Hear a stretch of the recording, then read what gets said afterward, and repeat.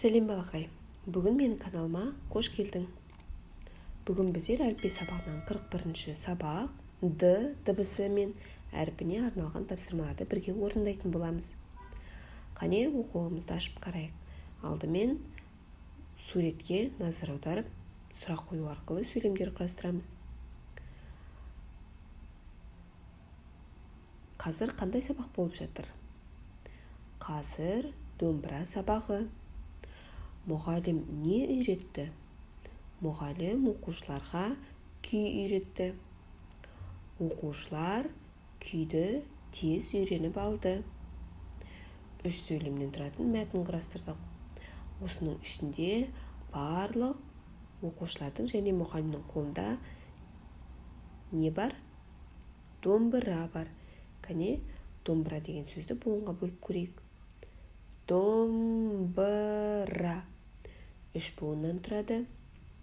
Барлығы 7 әріп, 7 дыбыс және 3 дауысты, 4 дауыссыз дыбыс бар. Д, Д кедергі ұшырап шығады. Бұл дауыссыз дыбыс. Д, дауыссыз дыбыс. Келесі оқулықта осы Д дыбысына қатысты сөздер берілген және мәтін берілген. Бірге оқып шығайық. Дана, адам, дала, далада, ауыл, ауылда.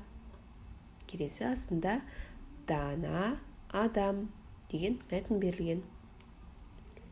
Дара, алтыда, ол қалада, ал атасы ауылда.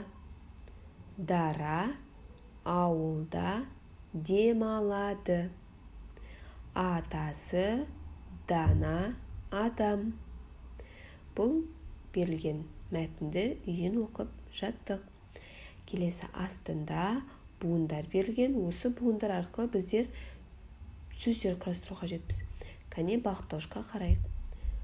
Дала, дара, дана, қада. Барлығы біздер 4 сөз құрастырдық. Келесі екінші жағында тапсырма берілген. Бұл ненің суреті? Орындықтың суреті. Кәне, бұл жерде берілген сандарға бойынша біздер мына жерге әріптерді орналастыру керекпіз. Бірінші О, екінші әріп Р болу керек. Р.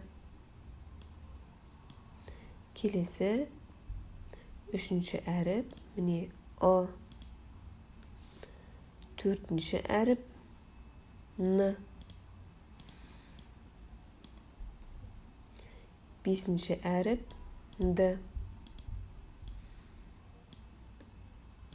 Алтыншы әріп А.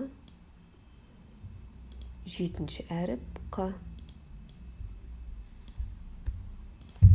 Орындық. Буынға бөлеміз.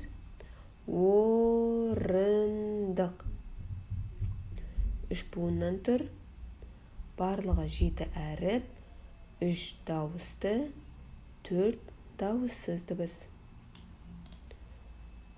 Жақсы балақай. Осымен бүгінгі біздің сабағымыз аяқталды. Келесі сабақта кездескенше.